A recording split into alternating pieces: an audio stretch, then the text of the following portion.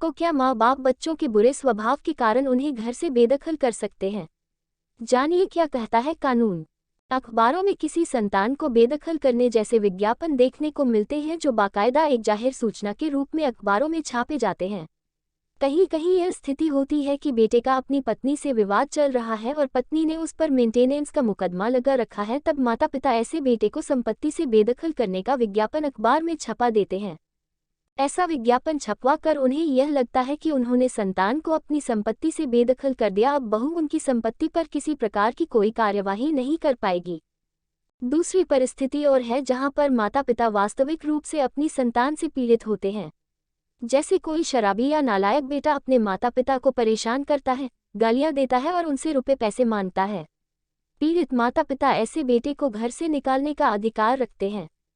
वैवाहिक मुकदमेबाजी के बीच घर से बेदखल करना। वैवाहिक मुकदमे बढ़ते चले जा रहे हैं। पति पत्नियों के बीच विवाद देखने को मिलते हैं। पत्नियां पतियों पर मेंटेनेंस के मुकदमे लगा देती हैं, जहां न्यायालय पति को महावर मेंटेनेंस देने को कहता है।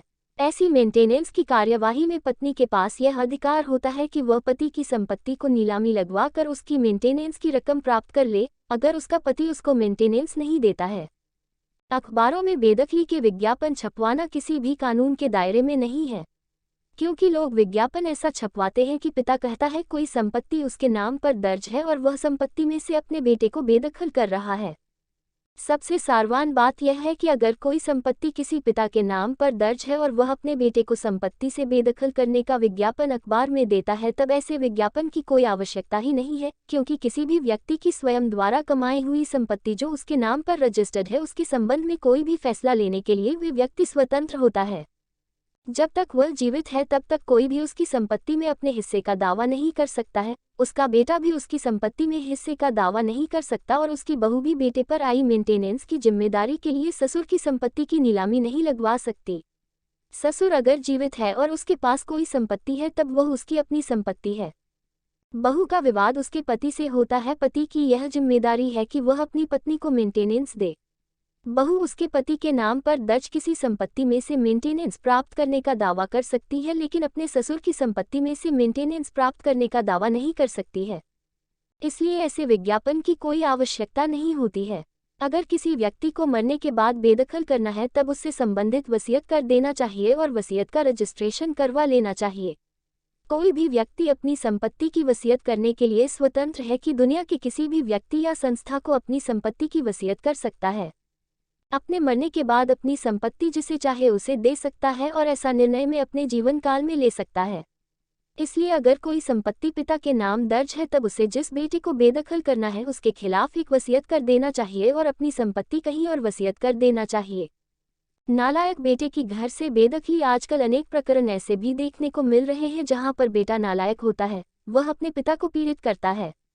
अपने माता पिता के प्रति उसका अनुचित व्यवहार होता है। वह किसी भी प्रकार से अपने माता पिता का सम्मान नहीं करता है और न ही अपने माता पिता को भरण पोषण देता है। पिता अपनी संपत्ति में से ऐसे बेटे को बेदखल करना या फिर घर से बाहर निकालने का अधिकार रखता है, लेकिन ध्यान देना यह आवश्यक है कि उस संपत्ति का मालिक पिता को होना चाहिए। अगर वे संपत्ति पैतृक संपत्ति है तब किसी भी सूरत में पिता अपने बेटे को घर से बाहर नहीं निकाल सकता। जैसे संपत्ति दादा की खरीदी हुई है और पिता बेटा दोनों उसमें साथ रह रहे हैं, तब पिता अपने बेटे को घर से नहीं निकाल सकता क्योंकि वह पैतृक संपत्ति है। दादा ने संपत्ति के संबंध में कोई वसीयत नहीं की, वह बगैर वसीयत मर गए, तब बेटा और पोता दोनों उस संपत्ति के उत्तराधिकारी बने हैं। हालांकि बेटा प्रथम श्रेणी का उत्तराधिकारी है। बेटे को संपत्ति में जो हिस्सा मिला है उसके हिस्से में उसके बेटे का भी अधिकार होता है। उसे बेदखल नहीं किया जा सकता, वे अपने हिस्से की मांग कर सकता है।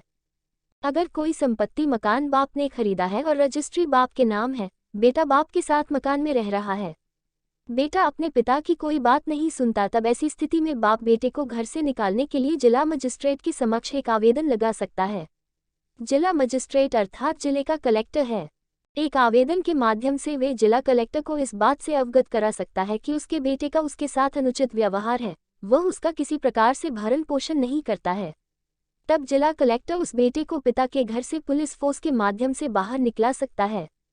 क्योंकि बेटे का पिता के घर पर कब्जा अवैध होता है, घर का मालिक पिता होता है, इसलिए पिता बेटे को बाहर कर सकता है। अगर जिला कलेक्टर इसमें हस्तक्षेप नहीं करते हैं तब सिविल कोर्ट जाने का रास्ता पिता के पास उपलब्ध है। पिता सिविल कोर्ट में स्पेसिफिक रिलीफ एक्ट के अंतर्गत एक मुकदमा लगा सकता है, जहां वे बेटे के कब्जे को अवैध कब्जा साबित कर उसे घर से बाहर निकला सकता है। यह कार्रवाई बिल्कुल इस तरह होती है जिस तरह एक अवैध रूप से कब्जा करके बैठे किराएदार के विरुद्ध होती है।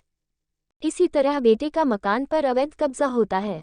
यह बात ध्यान में रखना चाहिए कि पिता के जीवित रहते हुए किसी भी बेटे का संपत्ति पर किसी प्रकार का कोई अधिकार नहीं होता है। जबरदस्ती कोई भी बेटा बाप के मकान में नहीं रह सकता है। अगर इस वीडियो से आप लोगों को थोड़ा सा भी कुछ सीखने को मिला तो प्लीज़ चैनल को सब्सक्राइब करके बेल आइकन को ऑल पे सिलेक्ट कर दीजिए, ताकि हम आप लोगों को आगे भी ऐसे नए नए वीडियो दे पाऊँ।